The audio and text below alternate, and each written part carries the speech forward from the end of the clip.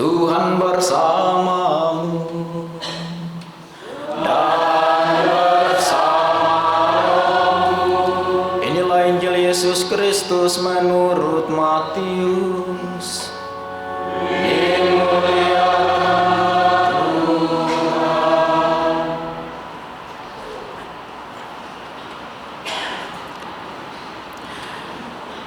Sekali peristiwa, berkatalah Yesus kepada orang banyak dan kepada murid-muridnya, ahli-ahli Taurat dan orang-orang Farisi telah menduduki kursi Musa. Sebab itu turutilah dan lakukanlah segala sesuatu yang mereka ajarkan kepadamu. Tetapi janganlah kamu turuti perbuatan-perbuatan mereka, karena mereka mengajarkannya tetapi tidak melakukannya.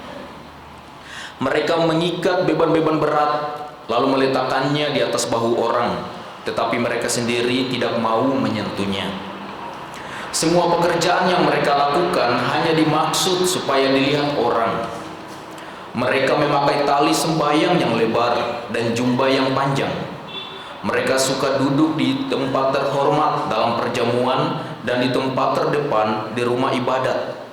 Mereka suka menerima penghormatan di pasar dan suka dipanggil rabi. Tetapi kamu, janganlah kamu suka disebut rabi, karena hanya satu rabimu dan kamu semua adalah saudara. Dan janganlah kamu menyebut siapapun bapa di bumi ini, karena hanya satu bapamu, yaitu yang di surga. Janganlah pula kamu disebut pemimpin, karena hanya satu pemimpinmu, yaitu Kristus. Siapapun yang terbesar di antara kamu, hendaklah ia menjadi pelayanmu. Barang siapa meninggikan diri akan direndahkan, dan barang siapa merendahkan diri akan ditinggikan. Demikianlah sabda Tuhan.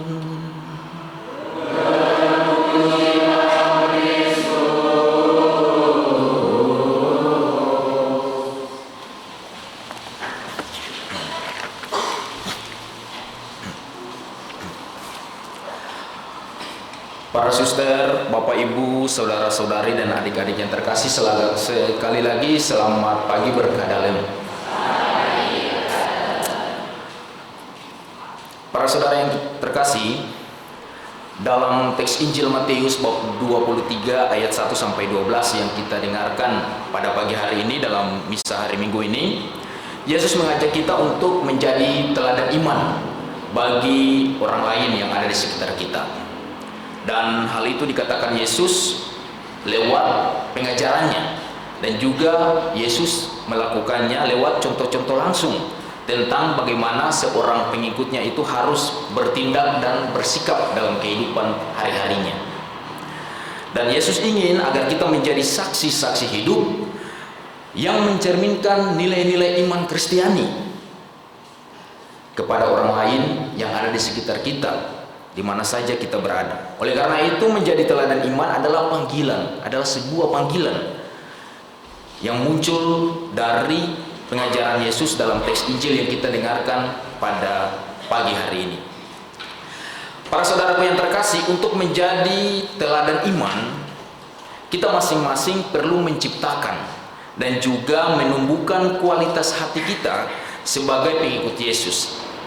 Dan lewat bacaan hari ini, Yesus mengajarkan kepada kita tentang 3 kualitas hati yang harus kita lakukan dalam hidup kita masing-masing. Kualitas hati yang pertama adalah kerendahan hati.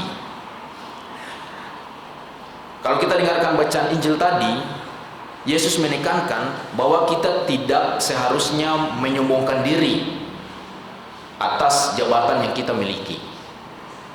Tadi Yesus mengkritik orang Farisi karena mereka ingin disebut rabi, mereka ingin untuk dihormati, mereka ingin untuk dipuji. Sehingga Yesus mengingatkan kita supaya kita tidak boleh seperti orang Farisi yang suka dipuji karena jabatan yang mereka punya. Dan Yesus dalam kehidupannya mengajarkan kita, semakin kita menjadi seorang pemimpin, maka seharusnya kita menjadi pelayan.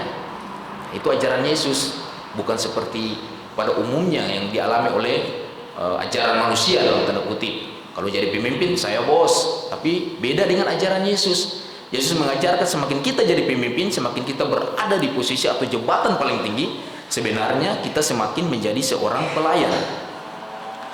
Jadi, seorang pemimpin keluarga, ia menjadi pelayan yang melayani keluarga. Seorang pemimpin gereja, ia menjadi pelayan untuk melayani umat dan melayani gerejanya. Dan sebagai seorang pemimpin di sekolah, ia menjadi pelayan untuk melayani murid-muridnya.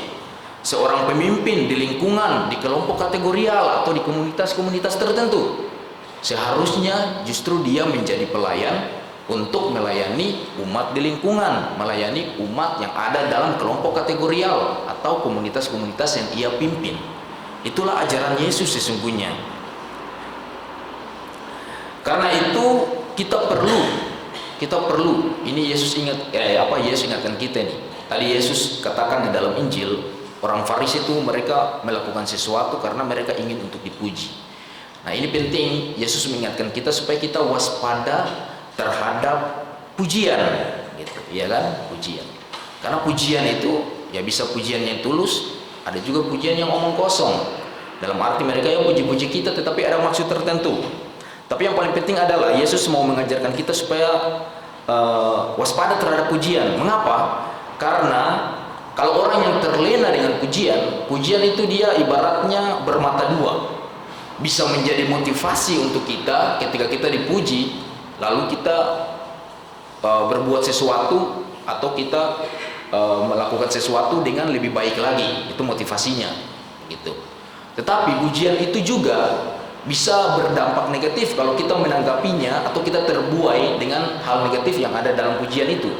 Misalnya, pujian itu bisa buat kita merasa paling hebat, sehingga kita tidak menghargai orang lain. Pujian itu bisa membuat kita merasa paling pintar, ya kan? Misalnya kalau bapak-bapak lagi ngumpul, biasa apalagi politik ya, sekarang lagi ramai politik, lagi ngobrol politik, lalu satu bapak dia ngobrol politik dari A sampai Z. Wah, hebat ya, kamu begini. Dia semakin terbang, gitu kan, semakin tinggi. Oh, saya hebat. Akhirnya dia tidak mendengarkan lagi masukan orang lain, tidak mau mendengarkan lagi orang lain yang ngomong. Karena itu terlena dengan pujian dan merasa paling hebat. Kamu nggak tahu apa-apa ya, kamu nggak tahu, kamu salah. Itu hati-hati dengan pujian. Makanya Yesus mengingatkan kita supaya hati-hati dengan pujian. Kita boleh dipuji saja, silakan. Tetapi jangan terlena dengan pujian itu, karena itu bisa berdampak negatif yang membuat kita merasa paling hebat dan ujung-ujungnya membuat kita menjadi sombong. Dan sombong adalah dosa. Peringatan Yesus ini adalah sebuah panggilan untuk menjaga kerendahan hati. Nah, intinya di sini, pesannya di situ. Yesus mau mengajak kita supaya kita harus menjadi rendah hati. Gitu. Ketika kita rendah hati, kita tidak mencari pengakuan atau pujian manusia, melainkan mengakui keagungan Allah. Gitu. Wah, Romo hebat ya? Ya, bukan apa-apa, itu semua pemberian Tuhan. Ya, Bapak hebat ya? Ya, jabatan ini adalah pemberian Tuhan. Oh ya, bukan sebaliknya. Oh iyalah, saya hebat lah, saya berjuang sendiri sampai saya bisa posisi seperti ini. Tidak begitu juga, ya kan? Padahal dia tidak sadar bahwa orang lain setengah mati di belakang dia berjuang untuk dia, ya kan? Kamu jadi, misalnya nih orang jadi pejabat kan, yang di lapangan itu yang menderita, mesti tanggung malunya, mesti kampanye di mana-mana. Dia cuma duduk enak-enak saja, cuma tunjuk muka, ngomong 1-2 kalimat sudah pergi. Tinggal bagi-bagi uang. Yang lain yang di bawah itu yang menderita, mesti ke kampung-kampung, ke desa-desa, mesti kampanye, kadang-kadang mesti berbohong lagi supaya orang ini terpilih gitu. Tapi ketika dia terpilih, dia merasa paling hebat gitu. Tidak lagi menganggap yang berjuang untuk dia itu sebagai orang yang berperan penting dalam kehidupannya. Gitu. Jadi Bapak Ibu saudara-saudara yang terkasih, sikap kerendahan hati membantu kita untuk tetap fokus pada pelayanan dan bukan pada kepentingan diri sendiri. Kalau kita rendah hati, kita akan fokus pada pelayanan kita. Karena kita tahu, kita sadar bahwa apa yang kita miliki, jabatan, talenta, bakat, kemampuan itu semua adalah pemberian Tuhan dan bukan perjuangan kita sendiri, tetapi banyak orang di belakang kita yang berjuang untuk kita. Gitu. Sehingga kita sampai pada hal-hal seperti itu. Itu kualitas hati yang pertama, yaitu kerendahan hati. Yang kedua adalah kemurahan hati. dalam teks ini, teks Injil yang kita dengarkan, Yesus menegur orang-orang Farisi dan ahli Taurat karena mereka meletakkan beban-beban yang berat pada orang lain tanpa membantu mengangkatnya. Paling sederhananya, kalau saya datang dan saya pergi, saya biasanya meninggalkan beban kepada orang lain. Nah itu. Ini udah mau dekat Natal nih, ya kan? Kalau berkunjung ke rumah tetangga, ya, atau berkunjung ke rumah keluarga, ya, lalu kita pergi, selesai makan kue, minum apa-apa gitu, lalu kita pergi, jangan meninggalkan beban, tetapi tinggalkanlah kebahagiaan, tinggalkanlah sukacita gitu. Ya. Saya nggak tahu di budaya di sini, tapi budaya timur, karena kebetulan saya dari Maluku, ya, dan saya lama sekali hidup di Manado, Sulawesi Utara. Di sana kan ada kebiasaan itu bungkus bungkus gitu. Jadi kalau kita kunjungan ke rumah orang, kita sudah lihat itu, ini enak nih, ini bungkus nih. Nah, orang-orang itu kalau dibungkus, kita pergi, ya pasti meninggalkan beban juga sama keluarga di situ. Nah ini baru tamu kedua udah bungkus, masih ada tamu-tamu lain. Akhirnya keluarga yang sakit kepala mesti cari kue dari mana lagi, keluar duit lagi gitu. Jadi setidaknya tidak masalah bungkus kalau keluarga izinkan. Kalau keluarga tidak izinkan, ya jangan juga dipaksakan. Misalkan pura-pura, wah enak tuh. Biasa ada kode-kode tertentu ya untuk keluarga. Tidak langsung bilang bahwa saya mau bungkus, tidak, tapi biasa ada kode-kode bahwa misalnya, wah kue itu enak ya, itu artinya mau bungkus. Itu ada kode-kode seperti itu. Jadi ini Yesus mengingatkan kita supaya kita jangan jadi beban untuk orang lain. Setidaknya kehadiran kita kepada orang lain itu membawa sukacita, membawa kebahagiaan, membawa kedamaian. Bukan kehadiran kita justru memberikan beban, membawa perpecahan, ya, memecah belah keluarga, rumah tangga, memecah belah kelompok-kelompok yang ada di sekitar kita. Itu yang Yesus maksudkan dengan kemurahan hati. Dan juga Yesus ingin agar kemurahan hati itu berdampak pada belas kasihan dan kepedulian kepada sesama. Seperti itu. Seperti orang Farisi, Yesus kritik mereka ajarkan, kita harus bantu orang, kita harus melindungi orang, tetapi mereka sendiri tidak berbuat apa yang mereka ajarkan. Gitu. Mereka suruh kita harus bantu orang-orang miskin, kita harus bantu janda dan yatim piatu, tetapi mereka sendiri memungut biaya, memungut pajak dan macam-macam dari janda, fakir, miskin. Nah, itu yang Yesus kritik begitu. Dan ini yang paling berat sudah di sini. Dan ini juga yang paling berat untuk para pemimpin sebenarnya. Ketika kita harus ngomong dan itu disesuaikan dalam tindakan hidup kita. Teladan. Wah, itu berat banget gitu. Sama seperti Romo juga berat. Ini khotbah di atas berarti mesti juga buat begini. Nah, itu tidak gampang, tidak mudah. Gitu. Apalagi ya kita semua manusia, kadang-kadang kita jatuh, kadang-kadang kita naik, kadang-kadang jatuh lagi, naik gitu terus sampai lelah gitu.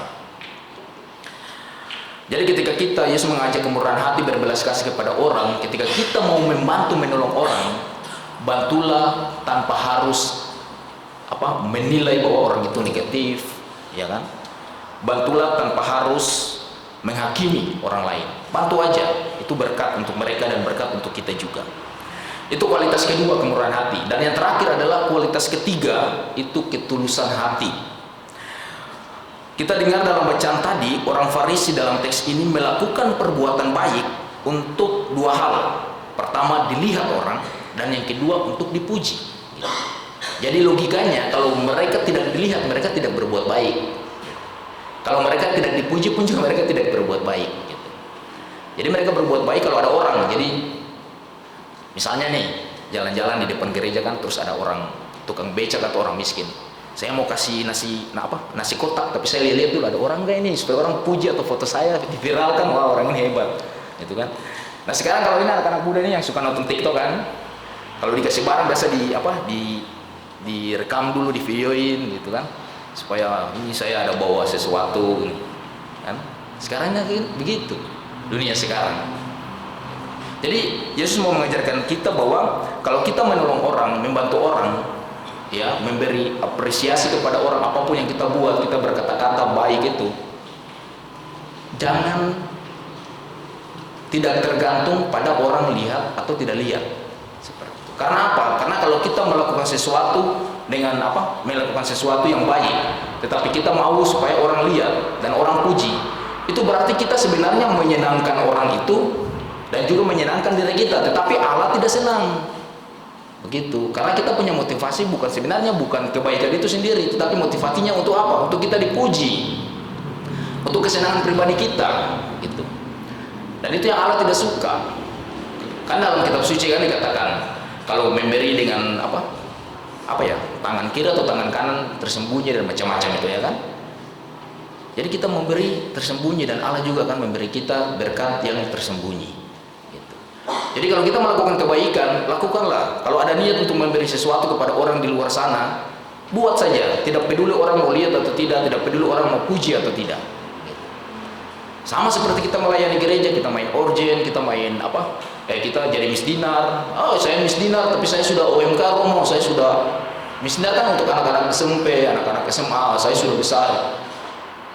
Saya malu nanti orang bilang, "Oh, udah gede." Bukan. Kamu mau menyenangkan siapa? Kamu mau melayani siapa? Pertanyaannya. Kalau kamu melayani Allah, menyenangkan Allah di dalam gereja, ya silakan. Tidak peduli orang mau ngomong apa. Kalau mereka ngomong macam-macam, itu dosanya mereka.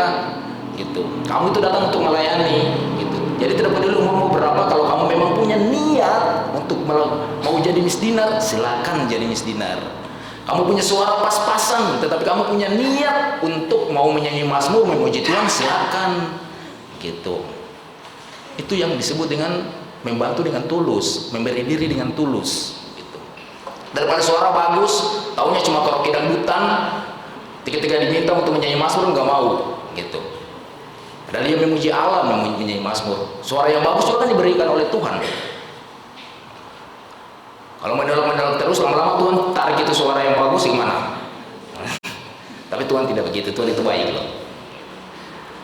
Tapi itu, jadi kalau kita melayani Tuhan, melayani dengan tulus. Melakukan kebaikan, lakukanlah dengan tulus. Bapak Ibu Saudara-saudari yang terkasih, apapun yang kita lakukan, baik sebagai seorang pemimpin, jabatan apa yang kita punya, talenta apa, bakat apa yang kita punya, lakukanlah untuk melayani Tuhan dan sesama. Itu paling penting. Melayani Tuhan dan sesama. Ini kembali lagi ya, kemarin kita memperingati peringatan arwah. Gitu. Peringatan arwah itu mengingatkan kita bahwa kematian dengan kehidupan itu tipis sekali. Kita tidak tahu kapan kita meninggal. Karena itu kita memanfaatkan kehidupan kita memanfaatkan segala kemampuan bakat yang kita miliki untuk membuat kehidupan itu bermakna. Begitu. Bermakna dengan cara apa? Melayani Tuhan dan sesama. Dari segala kekurangan, kelebihan kita pakai untuk melayani Tuhan tanpa batas. Para saudara yang terkasih, dengan memahami dan menerapkan tiga kualitas hati ini, kita dapat menjadi teladan iman yang baik, yang lebih efektif bagi orang lain. Dan ketika orang melihat sikap rendah hati kita, orang melihat sikap kemurahan hati dan ketulusan hati kita dalam hidup kita, itu dapat menjadi bukti konkret dari iman kita dan mendorong orang lain untuk mendekatkan diri kepada Allah. Kalau kita menjadi teladan iman, itu artinya apa? Kita menghadirkan Yesus yang tidak kelihatan kepada orang supaya orang lihat. Jadi kalau orang lihat Pak Anton, misalnya Pak Anton buat baik, wah inilah Yesus. Kalau kita punya kehadiran membawa kebahagiaan, kedamaian bagi orang yang kita kunjungi, maka mereka merasakan, wah inilah kerajaan Allah, inilah Yesus, inilah umat Katolik. Kalau kehadiran kita membawa perpecahan, membawa beban, buat rumah tangga berantakan, membuat orang lain menangis, menderita, berarti itu bukan Yesus. Yang kita bawa itu malaikat maut, malah itu iblis. Bapak Ibu Saudara-saudara yang terkasih, marilah kita berdoa dalam perayaan Ekaristi ini supaya kita sebagai umat Katolik, kita sadar bahwa kita adalah manusia yang banyak kekurangan, kita adalah manusia yang rapuh, yang tidak mencapai kesempurnaan itu sangat susah, sangat sulit. Tetapi mari kita berdoa dalam perayaan Ekaristi ini, kita mohon tuntunan Roh Kudus membuka hati dan pikiran, menuntun kita agar kita mampu menjadi lebih baik lagi ke depan sebagai pengikut Yesus. Tuhan memberkati kita sekalian. Amin. Setelah mendengar dan merenungkan sabda Tuhan, marilah kita bangkit berdiri, kita memperbarui iman kepercayaan kita dengan berdoa bersama. Aku percaya akan Allah,